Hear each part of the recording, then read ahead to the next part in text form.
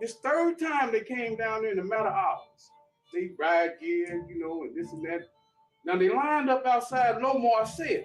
Now keep in mind, you done passed up 4 or 5 more sales, but you had no more sale. We in the middle. You got some more sales before you get to us. Why you lined up outside that brother's sale? As I seen him going to Lomar sale, he didn't see what I seen on the side of the wall. It was some more guards lined up. Sticks, shields, helmets, ready to do battle. They lined up, man. They got looked like guns and all type of stuff. They went in on the brother, had him subdued, had him handcuffed. And what really caused this riot this particular day, once he was handcuffed, one of the guards took the sticks and hit him in his head. Blood gashed out his head. I'm right there. I got tears in my eyes because I tell him, look, give me some of that, just to take them off of him. So one of the guards said, don't worry about it. Y'all got some of that coming. You know what I mean? He said it himself. So I look over there, no blood gushing out of the brother's head, cuffed behind his back. They beat him down into a pulse with a solid oak club. Once they beat him, they drug him out his cell and then drug him down the range of the kill. He did the kill range for all the other prisoners to see. And everybody thought he was dead. They thought he was dead. Hey man, somebody go tell, hey man, they're trying to kill us down here. Once John Coleman got the word of what's taking place, somewhere down that line, him and his brother named Christopher Trotter met up. So now they coming trying to see what's going on in this particular unit.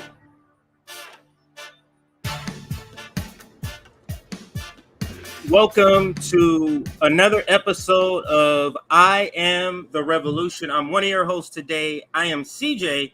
What's up, Nick? Hey, what's poppin', my friends, my family? It's great to join CJ on the I Am the Revolution podcast today. We got a great week for you guys. A lot for May Day today. Savvy has a great stream she's doing today, and we also have a powerful show we put together with Heartland Media and Due Distance. Before we have a lot of the fun later this evening, we do have a very important conversation, very important topic. We have our brother, Black. He's back. It's great to have him back on the show.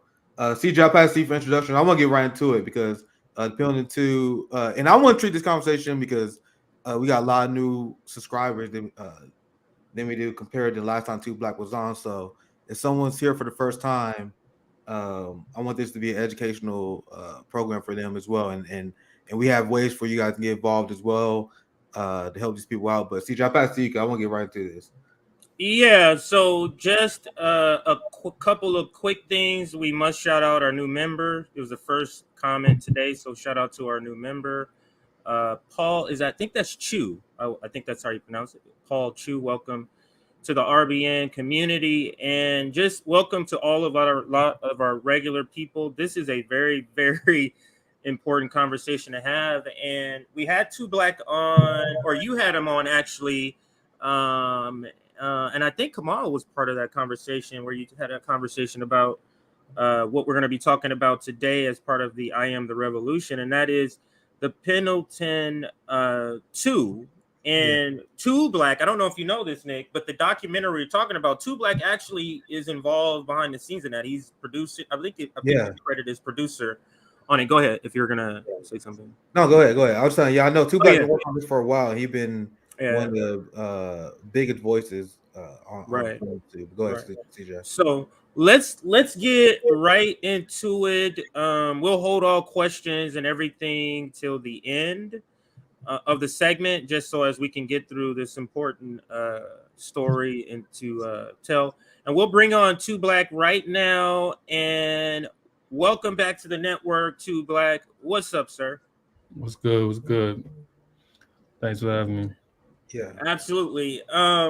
So tell our audience first who you are. You've been on the network and are regulars, but like Nick said last time we had, I don't know if it's been several thousand more subscribers. So if you'll reintroduce yourself to this audience, who are you? And pertaining to the movie, what is your position pertaining to the documentary? Yeah, so I'm do a variety of things. I'm a spoken word poet, That's where the name Too Black initially comes from. Organizer, filmmaker, and host of the Black Myths podcast, which is on the thumbnail. And in relation to this, I'm the co-director, co-producer, and editor of the film, the Pendleton 2. The Pendleton 2 are two political prisoners, Christopher Naeem Trotter and John Balagoon Cole, who I'll give the short version of the story first, who intervened to save a fellow prisoner's life in 1985, February 1st, at Pendleton Prison, Indiana. And that prisoner was by the name of Lincoln Love, was being beaten by the prison guards, who we later found out were part of a splinter group that belonged to the Ku Klux Klan. They were beating him nearly to death, and they got word of what these guards were doing. They intervened to save his life. They initially did it peacefully, and the guards attacked him.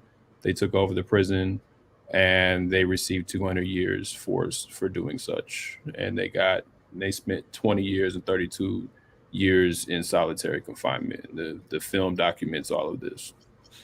And what's so devastating, I was watching the other footage on this, is that one of the, these are really, like you said, political prisoners. He had like a couple of years. Was it 3 months or 3 years left on his sentence? One of them had 3 months. Naeem Trotter had 3 months left, and the other, John Balagoon Cole, had 3.5 years left. So neither one of them had much time. And back then, you didn't even do all your time. If you got 20, you do 10. So I don't even think Balagoon would have spent the 3.5. But so they basically were, for prison time, they're basically going home, both of them, and they made that sacrifice, to intervene.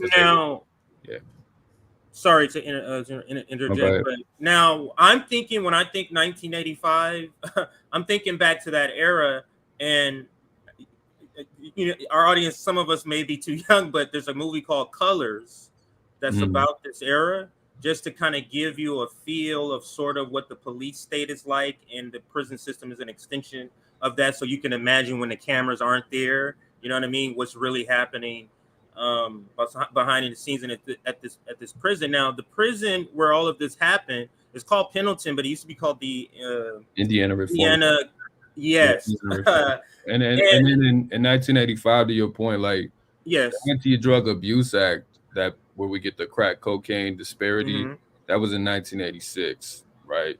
So that's the war on drugs. The Reagan had just relaunched the war on drugs in 82, but the first act that really like starts escalating it to the levels that it's at today was at 1986. So like, you're right, this is like right in the middle of the crack era and mass incarceration. All of that's going right when this is happening. So because 84, 85, those are years that like almost give me chills, because I know several people that were murdered in that year.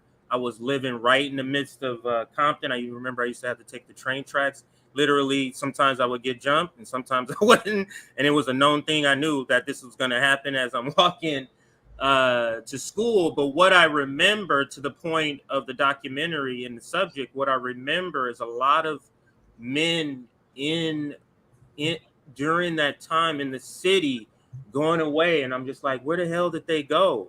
And then to later find out they were in prison, or something to that effect with the police state. So these years very much ring true. So this story to me very much fits at the time that was going on, when you're talking about that the police or the prison guards were parts of an offshoot of the white supremacy. I think he said KKK. They were sort of an offshoot of that. Like, this is that. I mean, it's kind of expected, and I would think at that time they kind of been even more out in the open about like not caring if people knew. And could you speak to that point before we get into it? Like, these prison guards, could you speak to who they were and what groups they identified with? And like, was it them trying to hide it? Like what was going on with their membership in this group? Like, what? I'm just trying to understand the dynamics of people saying, "Oh, is this group known as to be good?" Like, what was the dynamics, if you know, in researching this? So the guards or the prisoners at the time, they didn't know these people were officially like part of a splinter group. And a splinter group is like a group who claims to be like they believe in the ideology of the bigger organization, but they're not like card paying members of it, like its own cell. So they created their own separate Ku Klux Klan group, which in many ways is worse. They weren't like there's no rules, you know. There's no rules. But the prisoners, they're not the official wizards or anything. Right. And they do that obviously because they don't want to be, they don't want to get caught. So they start their own with this kind of own internal set of structures. But the prisoners at the time of this did not know, but they obviously knew that the prison was racist. I mean, even in the doctors, I think Naeem said they ran in his cell, choked him out, and said, "Nigger, we'll kill you." Like this regularly happened. They regularly targeted Black prisoners. So that wasn't, everybody knew that. But when the trial happened after the incident that where they took the prison over and everything, one of the guards that worked there, that's how we learned about this. It wasn't from the prisoners. One of the guards who worked there named Michael Richardson, and the deposition is in the film. He testifies, they were called the Sons of Light, and he testifies that they would have they would pass out like booklets or brochures basically on their stuff. They had literature they would pass around, and he talks about how his kids were babysitted by some of the Klansmen, and then kids used to play with the Klan folks. Like this is in the deposition, like, and it's in the film, and it's also, we can show the whole deposition if people want to hit us up. We have the whole thing, and he talks about this. He talks about how they regularly targeted Black inmates. So even on the day of this incident, again, 1985, February 1st, the Lincoln Love is in a maximum restraint unit, which is like basically solitary confinement. Is segregation. It's the maximum part of the prison, and they're flipping the cells. The guards are flipping the cells, but they don't. They flip cells like 3 or 4 times. So they were targeting this one inmate. And that's what led to, that's what leads to the uprising. So. No, this is not shocking to any of us. This is not shocking to any of us, but obviously there are a lot of people in white America that deny institutional racism. But we know this because after the 1960s, the plan from white supremacist groups was to infiltrate the institutions. They said since they had the Civil Rights Act and they had this new cultural wave going on, we're going to infiltrate law enforcement. You had white women who was racist who infiltrate education. They infiltrated healthcare. A lot of people don't talk about that part. There's not only just law enforcement. These white, who do you guys think are the wives of the KKK members? You think they're neutral? No, they're wives of KKK members. So they infiltrated education. They infiltrated healthcare as nurses and many other fields, and implemented a wave of white supremacy. Even if we're gonna lose on the ballot box, if we're gonna lose through legislation, we're gonna do it through institutions by having our people in charge. So It's always hilarious when you have white people that will admit they have an older racist family member, and they will say that's like a dying age, right? But then ask them the question, what do they do? Oh, my racist aunt was a teacher. What? What are you talking about? Anyway, Too Black. TJ, if you don't mind, because go ahead, do what you do. Frame the conversation for people who are at the intro level, because you describe the Pendleton 2 as political prisoners. So for people who don't know, why do you use that term, and why is that so significant? Well, like today is May Day, right? And then we know what follows May Day. And I know y'all are doing a program on May Day, so I won't go deep into that. And we know what follows May Day is the Haymarket Massacre. And we often talk about just the massacre, the people that how the Pinkerton police beat people up. But there were people who were charged, particularly anarchists, who were charged on that day of that massacre. And then they were charged not because they did anything wrong, because the police started that just like they started this story, but they were charged because of their political views, because in this case, they were fighting for, labor rights. They were fighting, for socialist revolution, right? And there were several of those people who were hung, right? So those people would be considered political prisoners too, right? Because they weren't sentenced for anything that would even be on the books. They were clearly making an example. The state was making an example out of them so they could send a message to the rest of the population that y'all can't behave this way. And that's why people got hung. You know, some people even ended up committing suicide who were part of that case. So I'm just trying to make that connection so this isn't like an abstract. So a political prisoner at the end of the day is somebody who was persecuted and targeted for their political beliefs and for their political actions. And in America, it tends to be people who are left leaning in their politics who get targeted for this stuff, right? Yeah. So in this case, say what? Yeah, Mumia is just another great example of that. Right. He was very critical of the law enforcement state, and that's why he. And another key part of political prisoners are like they will charge them with a crime, and they will get extreme sentences that's out of the ordinary, and that's another big theme of it. But go ahead, too, Black. Yeah. So like Mumia or you know, Angela Davis once upon a time. You know, George Jackson. We can run down the list. You know. And so they are targeted for their political beliefs or their political actions. So in this particular case, these brothers, as well as other brothers, as discussed in the film, had been organizing the prisoners together inside prison because they understood, even though they didn't know officially that they were part of the Klan, they understand how these guards were behaving, and they knew they had to organize each other to deal with these racist guards. And they also provided care packages and mutual aid and stuff of that nature, gave political education classes. All of this was happening before this day. So when it came to this day, even though this was not planned, I always want to say this was a spontaneous event, but they understood that they needed to stand up for each other because they were already working as brothers anyway. So once they stood up, once they went to intervene and save Lincoln Love, and the guards then attacked them for trying to do it, they had to fight their way out because the guards were trying to kill them. They then took over a cell house, took hostages for about 15 hours. No one died in this case.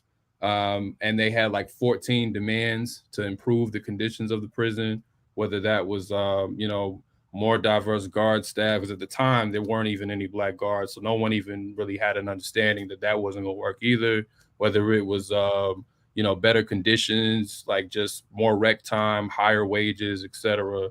And then when they went to trial, it was an all-white jury. And the jury didn't hear any of the evidence we're telling. They didn't hear about the Sons of Light. They didn't even, they deemed the beating of Lincoln Love irrelevant. And then they were sentenced to Nick's point. They got Christopher Naeem Trotter got 142 years. And then John Balagoon got 84 years in a situation in which no one even died.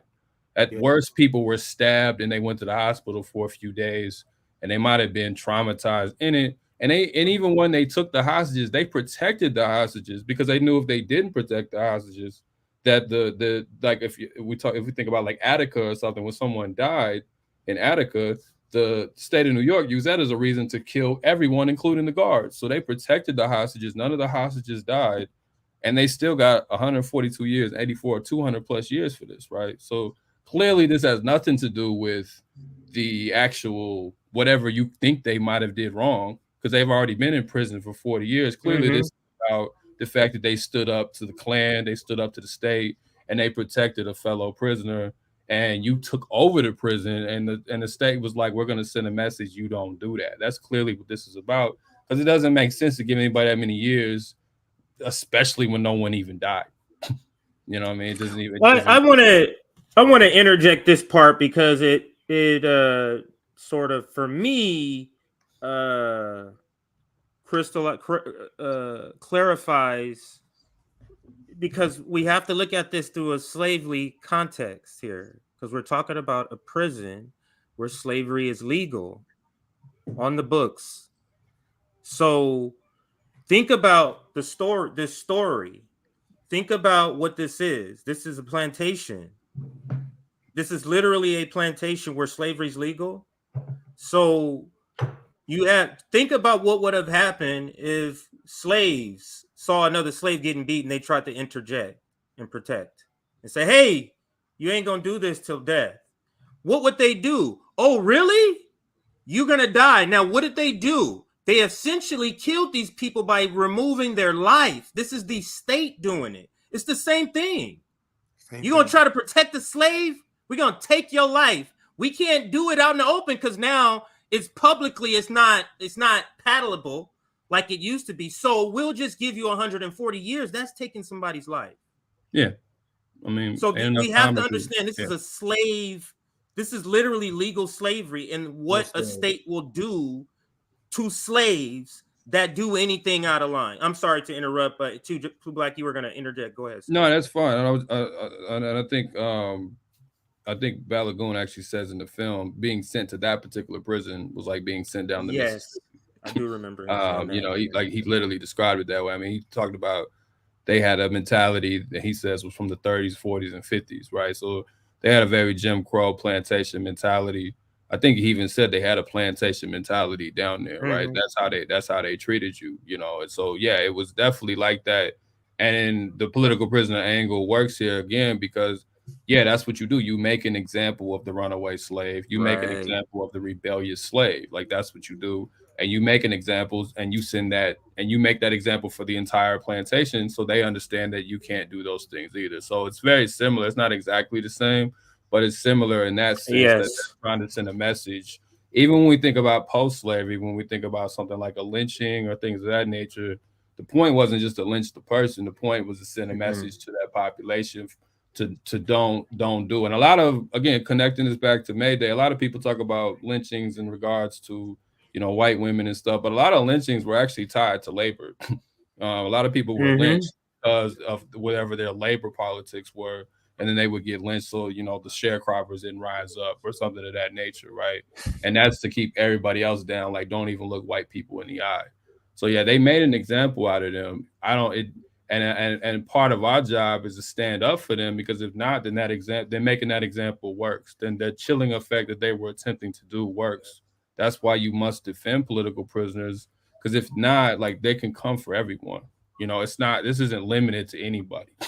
Like it can come for anyone if you don't stand up for them. Yeah, people have no idea. Like the people talk about the Red Scare, like people should almost separate the Red Scare and then they're the Red Scare for the Black community. You guys remember the sign the KKK said that we better not see any Negroes embracing communism, and they will accuse Black people of that and lynch them, and that's like so.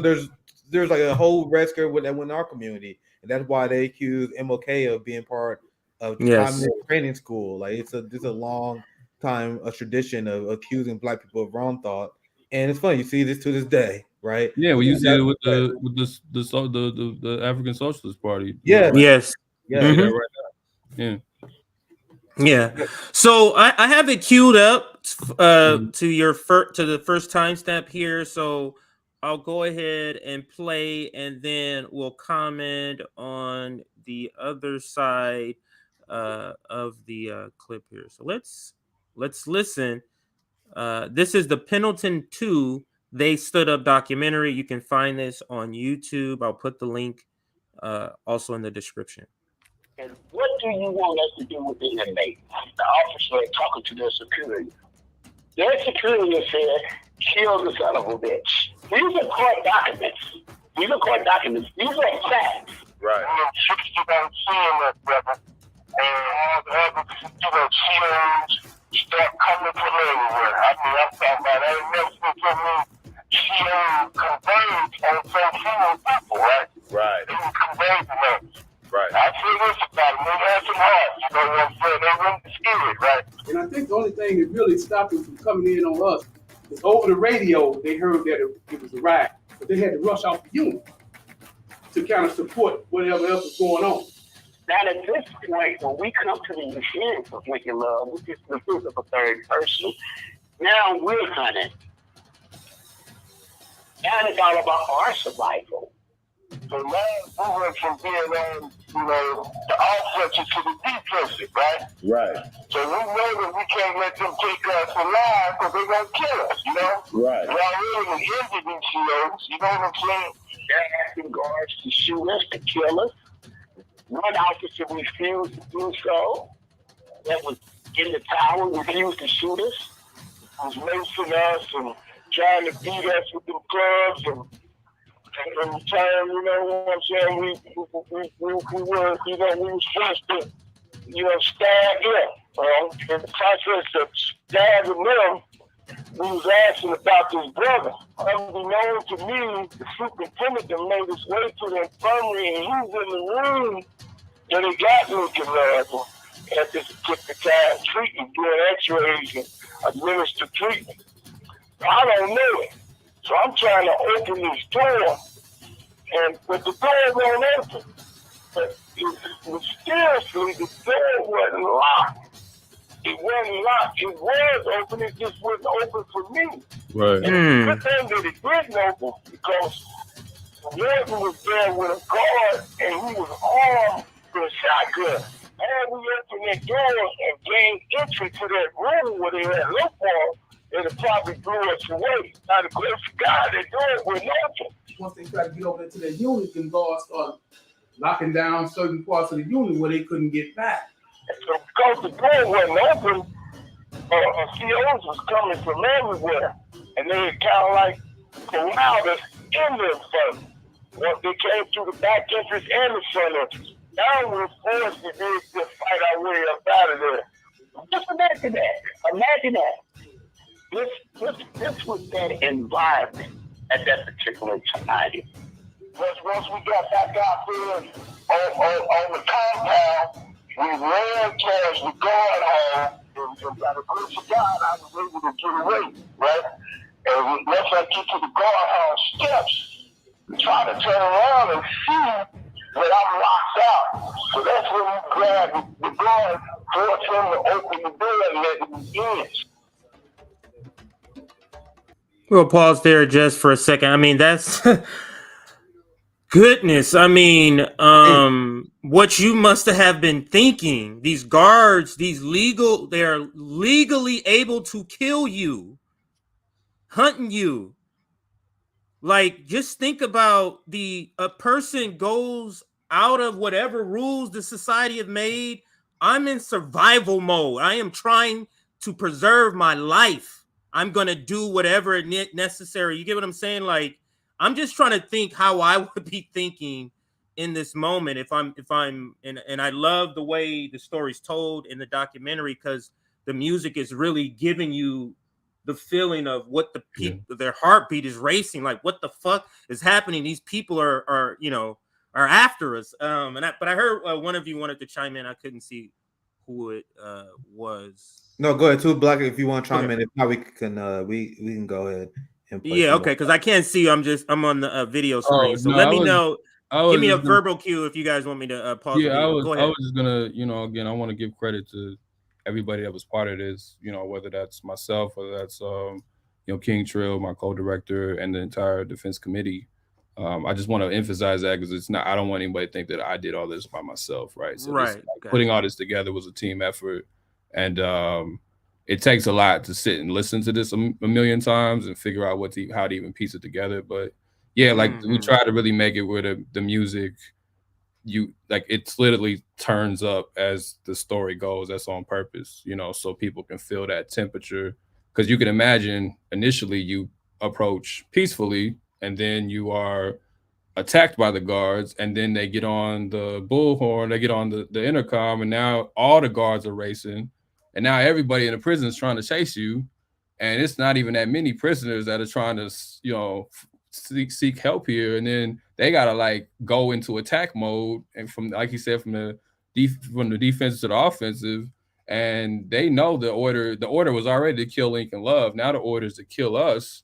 So that is self-defense. This isn't, they weren't trying to harm anyone. They did what they had to do. So I just want to emphasize that point. Yeah. I'm just gonna pop this because I want to also, to your point about giving credit, a lot of this artwork. Who was the artist again who did some of this artwork? My co-director King Trill. He was the one that drew these, and then we had one of my homeboys here in Indianapolis, Alistair King. He's a graphic artist. He did the coloring and the stencil, or not the stencil. He did the coloring and the shadowing, the shading, and all of that. And we have a separate comic strip that we just made, but then put the comic strip in the film, because that's another thing, is you don't have visuals of any of this. So you got to get very creative. So what you see is footage that we use, stock footage, and then these pictures to help illustrate so you can see it, so you're not just hearing them tell the story, which is its own challenge, right. No, which is important for people who, who may be told the story and can't get the understanding of, well, why don't you guys just stop? And they will stop. It's like, no, that's not, that's not what would have happened. But Right, and I want to know, but like, they're still in prison, right? So these calls we're talking to them on the prison phone. That's how we got their voice to even be in the film. Because the prisons aren't giving us access to go in and film right. this story. They don't want to talk about that, so we have to do this on the phone, and then we got to visualize that for the people. So that it's a wild story. I mean, like, and there's stuff I had to cut out because it was getting confusing because it was just so much stuff. There's another part about they were getting chased with trucks, because they were running through the yard. I mean, Naeem talks about, there was somebody that was at the top at this tower who could have shot him. There people got guns, they got billy clubs, all of this stuff. Like, we couldn't even illustrate all of that in the artwork. Like, I can't. It's actually worse than it looks on the screen, honestly. All right, so let's get let me see the next this is told very beautifully, but 3053. All right, so let's fast forward to the next mark here, and that is right here. All right, so let's listen. We wouldn't just doing that, you know what I'm saying, just to be doing it. We had to do that to survive.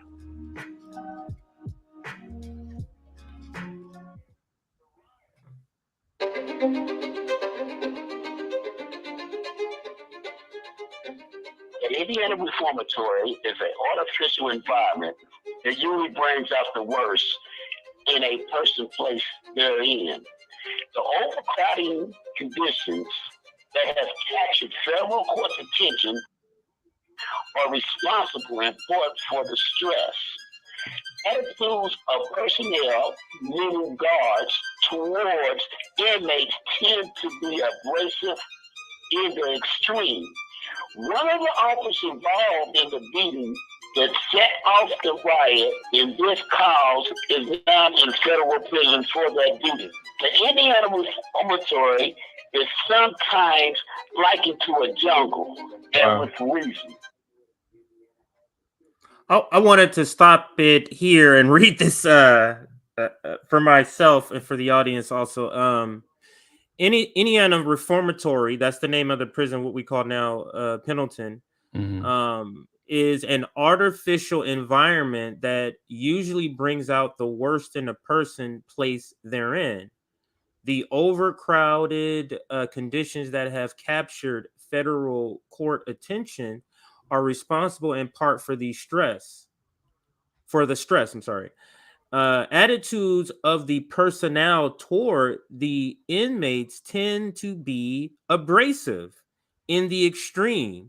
One of the officers involved in the beating that set off the riot in this case is now in federal prison for that beating. Indiana Reformatory is sometimes likened to a jungle, and with reason.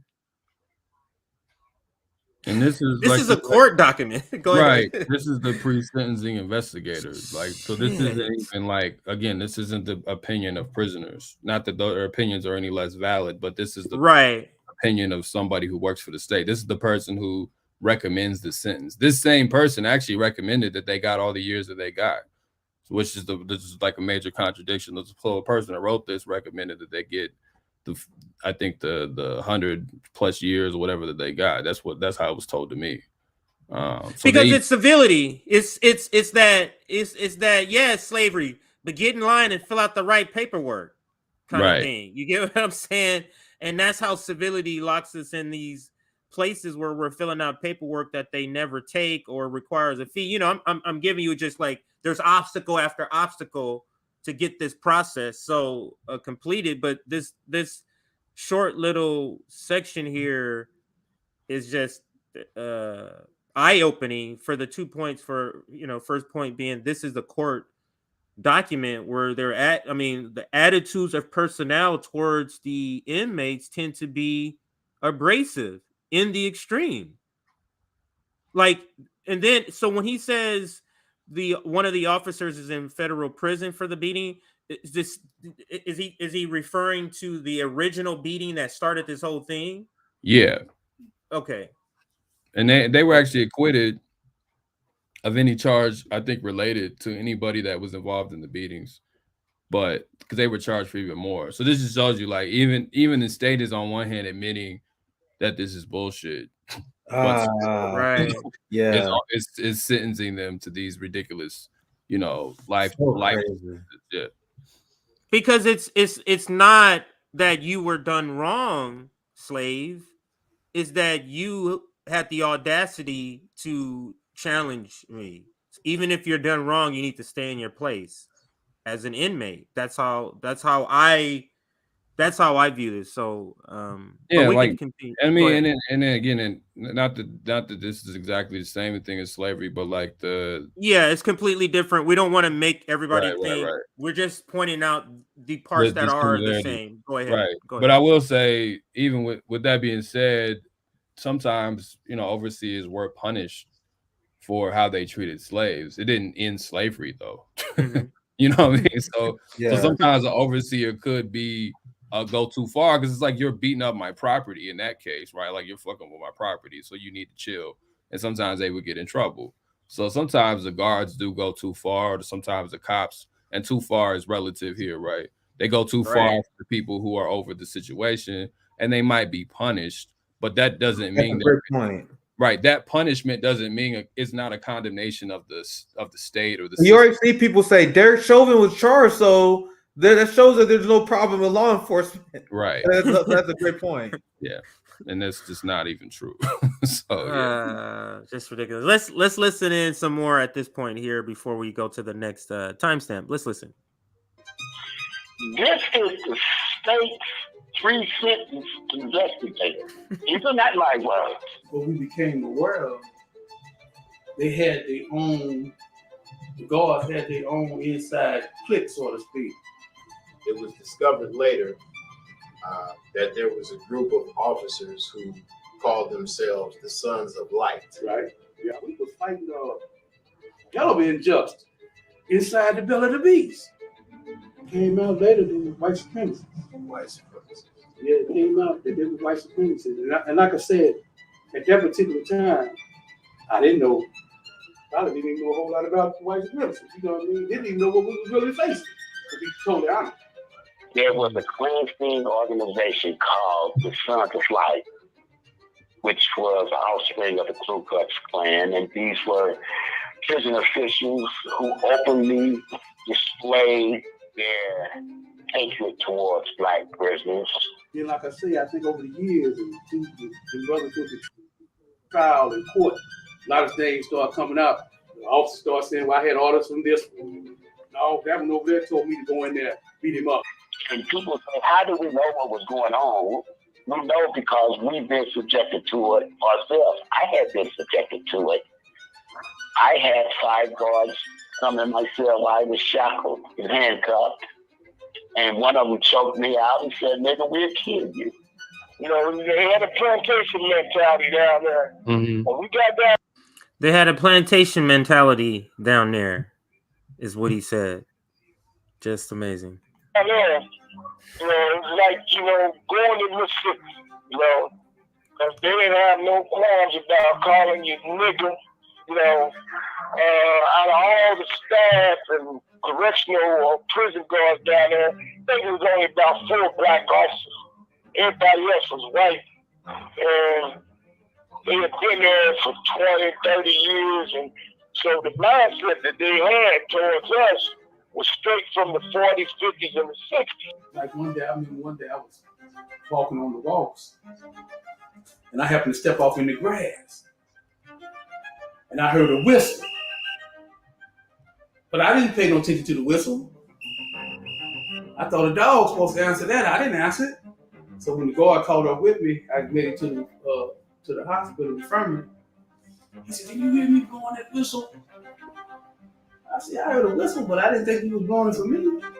Well, I don't know if you from around here, but when you hear that, Matter of fact, you just stepped off. I said, yeah, I accidentally stepped off in the grass. I didn't know that, you know what I mean? I thought the grass was okay. It was pretty much understood that when those officers roll your bars and they all suited up and booted up and they standing outside your cell, it's pretty understood that you about to get an ass whooping. Severe one. Yeah. No doubt about it. Sticks, man. These sticks feel like been around about 5. Like, what was the reasoning specifically? Because I don't recall. I don't know if it's addressed specifically why the original inmate was even targeted. Like, why were they lined it up outside of his cell? I remember them telling the story of how there was a witness who saw them lined up right outside his cell, and he's like, something about to go down. Like, did the reasoning behind that ever come out in the courts or anything else? It was in the deposition. Same one that Michael Richardson said. It was supposedly payback for an incident that had happened prior with one of their brothers. Their Sons of Light brothers, and I guess he had gotten into it with Lincoln Love, and they got into it physically, so it was payback for that. Like, we're gonna go in his cell and fuck him up. That's what it was, and it's like that's according to Michael Richardson, because like I said, that particular day, and it is discussed in the doc. You don't have to play it, but in the doc it's discussed. Big R says there was a lieutenant who worked that unit who, relative to prison, was fair. Like, he ran the unit pretty much by the law, quote unquote, and didn't really do anything outside of that. That lieutenant wasn't there that day, the day that all of this happened. He just so happened to not be on at work that day. So the guards who rushed that cell they weren't even supposed to be there, right? So they rushed the cell, and they used the precursor of we're searching for contraband. So they strip searched, had everybody down to shower shoes and t-shirts, I believe. No, not even t-shirts, just shower shoes and shorts. They didn't even have any shirts on. And they stripped the cells like multiple times. So on like the third or fourth time, they went to Lincoln Love's cell, and then they beat him up. He was handcuffed, and they beat him up with the billy club, and he's bleeding out of his head and all of that. That's what was in the for those who may have came in late, in the intro, or our trailer discusses that part of it. So yeah, it was supposed to be some kind of retaliation that they wanted to get him back, and and when you consider the fact that one of the person who ran that unit wasn't even there that day, I think that's probably what happened. Speaks to a part, yeah. All right, so let's listen a little more, and then we'll fast forward to there is one more timestamp, and then I kind of want to play a little bit in the beginning that kind of gives a little more meat to the story here. So let's here we go right here. 5 feet, about 4 or 5 feet tall. And they come in beating you with that with 2 hands? Automatically, automatically. It's automatic. And if they couldn't get it reached to you, they had the rubber bullet, like a gun. It is a gun, but it just shoots rubber bullets. So when the Sons of Light are standing outside of your cell, you know that you about to be in for the fight of your life. Right. And I look back at it now, and you'd be like, what else can I do but, fight back, man? These were guards that were all part of the Sons of Light. The Sons of Light were so entrenched at the Indiana State Reformatory that was their liturgy. That was the orientation for new recruits, new guards. If they wasn't a part of the Sons of Light, they were basically ostracized, which was testified to by the one guard that was involved in the beating of Lincoln Love, Michael Richardson. Is it right? No, this world ain't what I hope for. Risk my life for shit I ain't got nothing to show for. Damn, this country leaving me no choice. I think they want me to be a dope boy. Want me to be a dope boy. Want me to be a dope boy. Damn, this country leaving me no choice. I think they want me to be a dope boy. Judge gave him 20 for the drugs in the street. Young Prince kept it together, but could tell it cut him deep. Looked the judge in his eye, said I do that in my sleep. Judge said, well, here go 20 more to help you get back on your feet. Let's give moments of peace for those who dare to oppose police. They're focused on their pieces more than focused on the peace. Got my mama scared that you gon' choke me in the street. Let me read this part. Michael Richardson, a prison guard involved in the uprising, testified in a deposition prior to the 87 trial that the Sons of Light were a Ku Klux Klan splinter group filled with lieutenants, captains, and sergeants. This evidence was never heard by a jury. Yeah. Go ahead if you were gonna. I mean, they speak of it, but also, yeah, the jury. If you go through the transcripts, the jury would be dismissed when something like this would be talked about. So when people want to talk about the conditions of the prison, the judge would dismiss the jury, even though it was an all-white jury. That probably wouldn't have cared anyway. They still dismissed that jury. So anytime they wanted to bring up their actual, like the state of the prison, their state of mind, why they felt the need to defend Lincoln Love, the way that the prisoners treated that the guards treated the prisoners, the jury didn't get to hear any of that evidence. So they didn't get a fair trial by any stretch of the imagination. Okay, this is quite a story here. And there's a lot of just more, layers of parts. So, but let me go to this next timestamp here, and it starts with this sentence, I believe. Following their conviction, Nima and Boogaloo illegally spent 20 and 32 years in solitary confinement, respectively. That's so crazy, man. Do y'all guys realize how ridiculous that is? That solitary confinement is torture. So after this, they sent a message where they torture these people for 20 to 32 years. You guys think this country has the moral high ground over the Taliban or anyone else? Like, this is the shit that you guys would say the terrorists would do. They torture people, right? That is what our state do to their political prisoners. They torture Julian Assange. Now look how they tortured the Pendleton too. 20 to 32 years in solitary confinement. You guys have any idea what that means? Yeah, and once you press play, like, you get to hear some of the stuff that had to deal with. This is the toughest part to edit by far for me. Just being honest. Yeah. I do. Yeah. Okay. So this part, I might turn my camera because I do remember this part now. Yeah. I'm reading this, so I might turn my camera off just so I don't look at the screen or something, because this shit is so let me just read it, finish reading this. Following their convictions, Naeem and Balagoon, I pronounced it wrong earlier, illegally spent 20 and 32 years in solitary confinement, respectively, often enduring physical and psychological torture at the hands of the IDC, the Indiana IDCO, IDC, Indiana IDOC. There we go. IDOC. Sorry, Indiana Department of Corrections. And now I'm going to go ahead and play it here. Yeah.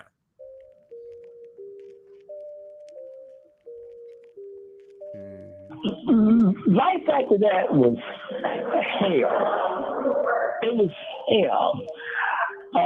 They transferred me and my co-defendant John Cole down to the farm where they had this maximum security lockup unit.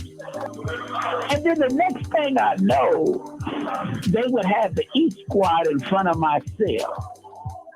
And they would say, lock up, Trotter. Come and cuff up. And I would say, cuff up for what? He said, cuff up. I said, I ain't do that. So once I would cuff up, they would open the cell door and rush me and throw me down and start to beat me with riot batons, beat my ankles, my groin area. And this went on almost twice a week. How long did this go on these type of beatings where your bones were broken? How long did this go on? It went on until that one day I realized that, hey, they didn't care I didn't do nothing. And that was like almost 6 or 7 months until I started fighting back. When I realized that they didn't care if I did anything or not, they were going to run in that cell, I stopped cutting up. And I fought back. I used all my military training and fought back. And I've had police tell me, I've had COs tell me once they got to know me, man, you ain't nothing like, I thought you was going to be. He said, he said, before I started working here when I was being trained, they used to take and show us tapes of you, Miles Goodner, and your Rappy Trotter, and they used to train us, showing us pictures and tapes of you guys, right? In other words, they was conditioning us, to hate you before we even met you.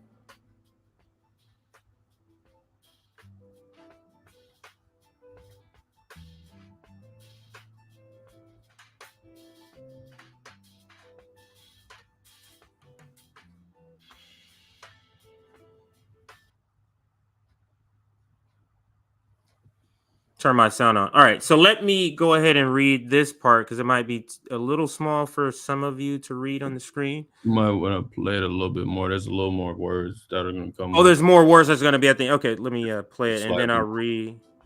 read read all of it here. I guess I can start reading. So Naeem and Balagoon and like-minded new African comrades continue to organize throughout prisons. I'll pause it there now. Initially, the IDOC, Indiana Department of Corrections, responded by shipping these politically active prisoners to separate facilities. This strategy backfired as a prisoners' movement grew rapidly inside Indiana prisons. To quell the movement, the state of Indiana massively expanded its construction of maximum security prisons to effectively house politically active prisoners, loose requirements of violence and dangerousness were created to justify their persecution. One of the first experiments of this repression was the MCC, Maximum Control Complex, in Westville, Indiana. So basically, they upgraded the system, but they upgraded to be more effective at torturing. Is that what?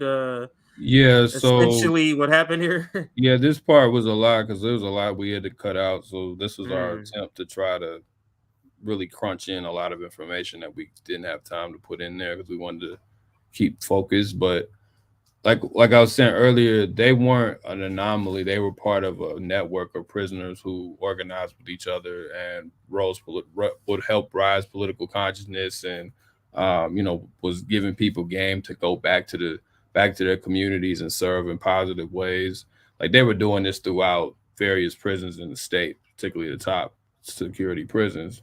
So that's why it says Balagoon, Naeem, and like-minded New African comrades, because New African hood, that's a whole nother conversation. But that was part of their guiding ideology.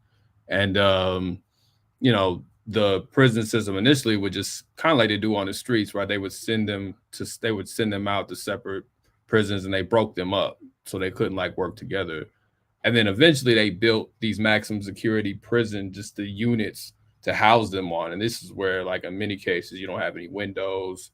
And, they describe in this section just the terror that happened in there. Like they put people in cold cells, then they would freeze you out, then they put you in a hot cell and drive you crazy. And they created requirements of dangerousness of people who going back 20 years got into it with a guard, and they did that so they could fill those prisons. So a lot of them didn't even qualify. They would say these are the worst prisoners in the state. We need to keep them away from everyone. But a lot of them didn't even qualify, to the point where they actually went on a hunger strike which is documented in the film too. So people can watch that. A hunger strike to shut down this unit because this unit was so bad, people were going crazy. They're talking about somebody we cut his finger off and try to send it to the governor just to express how ridiculous these units were. So, I mean, you're talking about again 23-hour lockdown. You know, you never get out of your chains. You know, you. I mean, this is a lot, man. That whole section was a lot. Like you talking about, there was a thing called 4-way restraints. They would handcuff you to the bed with your hands, and then they would handcuff your legs to the bed where you could not move. And they might even take your mattress while they did that. Like they called that behavior modification. So it's just a lot of terrible stuff so they went on a hunger strike to shut the unit down. And that was the MCC, the Maximum Control Complex. But then they just got moved to another unit after that called the SHU, the Security Housing Units, which is in a different city. So yeah, it's a lot, man. It's a lot. Like I don't. This is a lot. Yeah. But the reason I want to go back to the beginning here as we close, because we will be getting off soon because Sabby's going to be coming up soon. But right, I want to play the beginning because we still may get people that, you know, because we haven't played the entire documentary. Mm-hmm. You know, but you know, they're prisoners. They did something wrong. Why are we all doing this? I want to play the beginning because it kind of addresses that that concern or that maybe pushback. So let's watch this first 2 minutes of it, and then we'll get some sort of closing thoughts here and where people can find you. So let's listen here.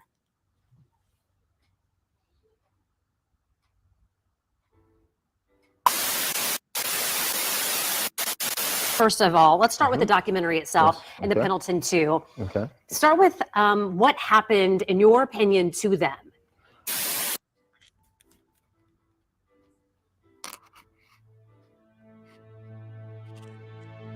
They call me the King Trill. And I'm just another black man who's done a long time in prison. So as you can imagine, I already know about the oppression and injustice of the system, but all too often, the injustice and brutality are so blatantly in your face that sometimes you feel like you can't breathe. In fact, I was in prison when I watched George Floyd murdered by an arrogant killer on live television. And instantly I was reminded of how dangerous this country is for people who look like me. But then I thought about the other people who happen to be in the unfortunate position of having to stand there and watch as a man dies. And this is not to judge anyone. I mean, who could possibly know the proper protocol on how to proceed when police kill common people right in front of our very eyes? But nevertheless, I wondered, what would I have done? Could I have just stood there while a man with more similarities to me than differences is killed in the street? But regardless of the outcome, I still ask myself that question. And I had to be honest. I realized that I truly didn't know if I had the courage to risk my life to save another. That is a special kind of courage of which I wanted to see an example. And I found it. In fact, I found it specifically in two men who risked their lives to save the life of a friend. And that there to me sums up what I was saying earlier about it puts, because what I like about that intro, it makes people understand, like, what if you're put in this position? It makes you, gives you a contemporary story to apply sort of a human reaction. like those people standing there watching George Floyd, they obviously, you know, a person seeing another human, you're going like, you know, you want to reach out and help, but you have to understand these are supposedly the good guys of the state. What you know, what can I do? And the Pendleton 2 were two people that said, I'm going in. I'm risking my own freedom because of you know, like we can't sit back here and watch this happen. Right.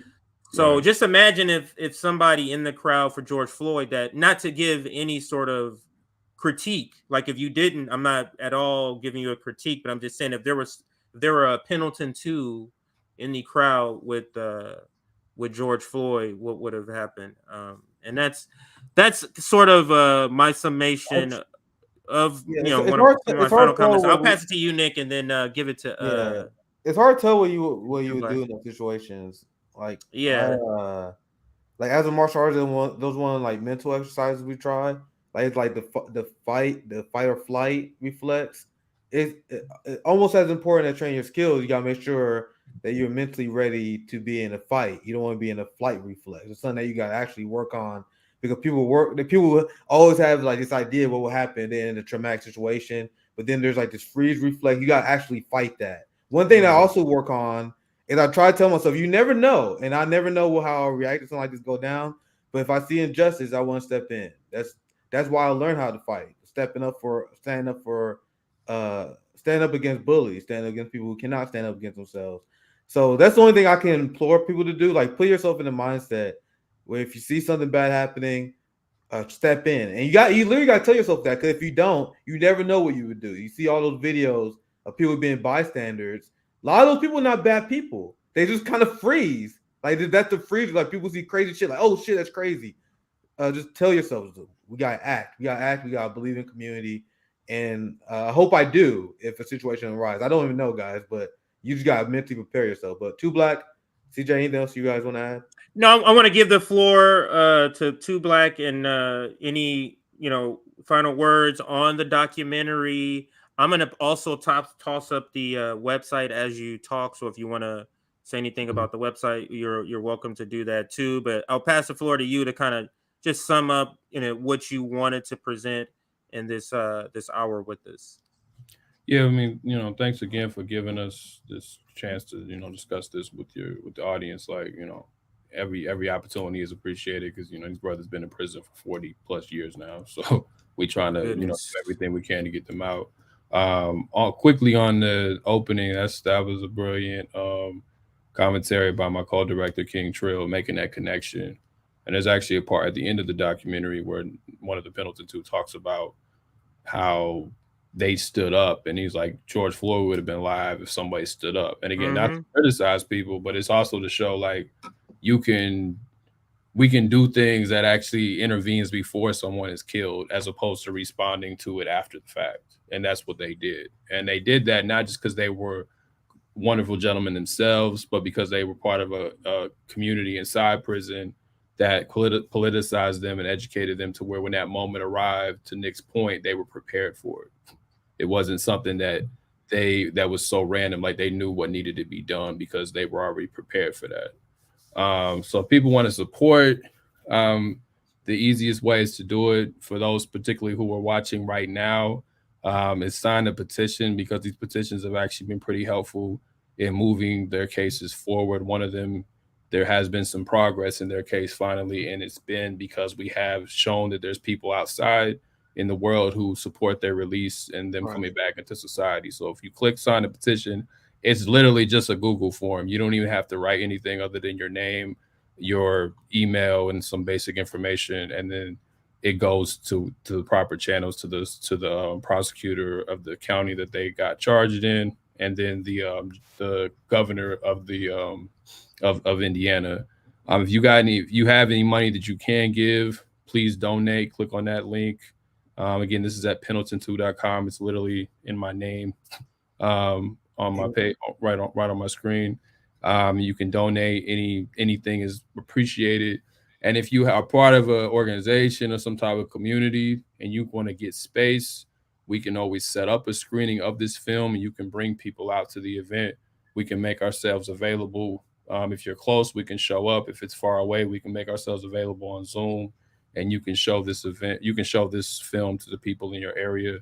And if you want to get more involved with because again, this is a defense committee that we have, as you see at the bottom, that works for the freedom of the Pendleton tool. If you want to get more involved beyond these channels, then go to the contact page. But again, you can please sign a petition. If you don't do nothing else, if you're watching, please sign a petition. Donate or sign up for a screening, but please sign a petition. Yeah, so we talk about this all the time. Like, everyone has a role in this movement. Not everyone can be a Rome, like building libraries and feeding people in different states. Not everyone can be a Two Black who does a great job highlighting and covering stories of political prisoners. Not everyone can do that. The least you can do in your role in this movement is feel petition, right? Like, if you work a lot, you got a family taken care of. If you're thinking like, what else can I do? And this question comes up all the time. What else can I do? Keep it basic, for one. Like, help support organizations like this that exist. And the reason why we harp against electoralism, because are you to donate this $5 to a politician that's gonna lie to you, or are you gonna donate to a Pendleton to something that actually matters? Like, these are real resource managing decisions that the left never talked about into RBN. These are things we want you to consider. So that's my pitch, because that's I really want people to do their part, and just sign petitions. Literally the least we can ask. If you was moved in any way during the live stream. Go ahead, CJ. Yeah, I know Nick didn't mean anything by not saying Black Power Media, but I would like to say Black Power Media too, because we happen to have started right around the same time. So they've been on the forefront too, along with RBN, formerly FHL. This was a great, go watch the whole documentary film being my background. We actually didn't show some of the best parts, that ending that you brought up. I wanted to show the beginning and then have people kind of see that at the end as a great finality of that documentary. And you could do another one from some of the stories you're telling me, of some of the footage, some of the content that you had to like keep out. The link is in the description. I saw someone Baba Yaga and anyone else. Make sure you check the description. I put the link in there. If you're watching the stream, you may have to refresh, because I did it shortly before. So if you don't see it, refresh it. But me too. I just put it in there. Yeah, the link is there. So make sure you check the description if you guys are interested in hoping, and even in any way possible. So go ahead, CJ. Yeah, I was just gonna reiterate also to don't donate to these politicians. These are millionaires. This is where we want to put our resources. This is where we say that change needs to happen. The money needs to go directly to the people that need it. This is a well worth cause right here to drop some dollars in if you do have it. Of course, if you have it. If you don't, then always tell people about it. Book a screening. Tell people about it. Post the video. You can get the link out of our. This is where class traders put their money where their mouth is. Yeah. Right. When you see them focus a lot on electoralism, like we've seen recently, they're not putting their money where their mouth is. Are they going to put their money where their mouth is on this? We know people who have. We know good class traders that's friend with RBN. But the people who are not talking about this, the people who are not putting their money, I wish I had the wealth where I could pour a ton of money in these kind of stuff. But if you do, and you're not spending your money on this stuff, but instead on political campaigns, just shame on you. Just shame on you. But go ahead, CJ. No, that's gonna be all I have. I'm gonna let Two Black shout out. We're anything else people can find you. We have the website. Where can people find you on like social media if they wanted to check you out, or the Pendleton too? I know they have a Twitter account. The Twitter is the Pendleton 2. Like, it's literally like, if you look underneath me, like it says Two Black. Oh yeah, let me put that up there. Just be like, so you can see the Pendleton 2, or just Pendleton2.com. All of our stuff's there. All our social media is there as well. But the Pendleton 2 or at the Pendleton 2 on Instagram or Twitter. Again, Pendleton2.com.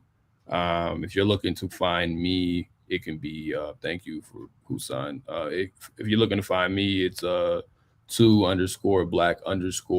2 is TOOBLACK on Twitter or IG, or just go to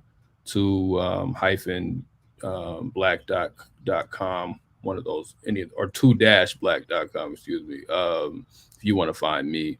Other than that, if you want to check out the Black Myths podcast, we just did our own episode going over this film, just kind of responding to it, similar to what we did today. Because the first time I really engaged this was for my interview we did on Black Myths. So if you want to check out the Black Myths podcast, again, that's Black Myths podcast. You can find that on any of your streaming apps, and we're on Black Power Media as well.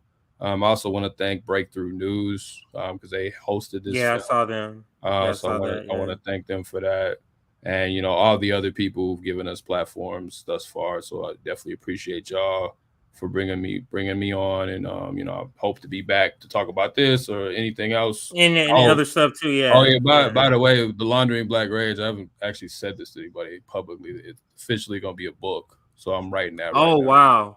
Yeah. Wow. Nice. We gotta remember we covered that. Yeah, we covered that. Yeah. That was another segment we covered. Yeah, we gotta have you on talk about that. And literally like the last 2-3 times we had you on, we were talking about very depressing shit that need to be covered. But one day we gotta have you on, and we can have just general political discussion as well. So definitely. CJ, anything else we should say? We got Scabby coming up, our stream later tonight. We got a lot of content today. We're getting started, guys. So CJ, let's put 2 black. I'm just gonna put 2 black in the bag. You can check out Sir anytime you like. And like Nick was saying, we got more content coming up. We got Sabby coming up in about 20 minutes. Nick and we moved our regular Nick and CJ show till the evening because we have a joint show with Due Dissidence and Heartlands Media. A lot of people are really excited about that, and that's at 8 p.m. Eastern. So Nick and I will be back 8 p.m. Eastern tonight. Sabby will be here at 4:45 Eastern. So in about 20 minutes, you'll see Sabby. Anything else, Nick? I don't have an outro video. We'll just kind of fade out. So we can always announce some more stuff later. Thank you guys for watching, especially for the people who tuned in for this. It's very depressing, but it's a very important topic. And we said before, the people who tune in for these streams, these are people who really who are down for the struggle and down for fighting instead of just entertainment videos, right? So much love for everyone who support and signed the petition. Yeah, hit that like button on your way out. Much appreciated. This was just we tried to keep this at 60 minutes to give you a break before you come back for the May Day rally with Sabby at 4:45. So everybody have a great rest of your day. We'll see you later on this evening. Oops, wrong one.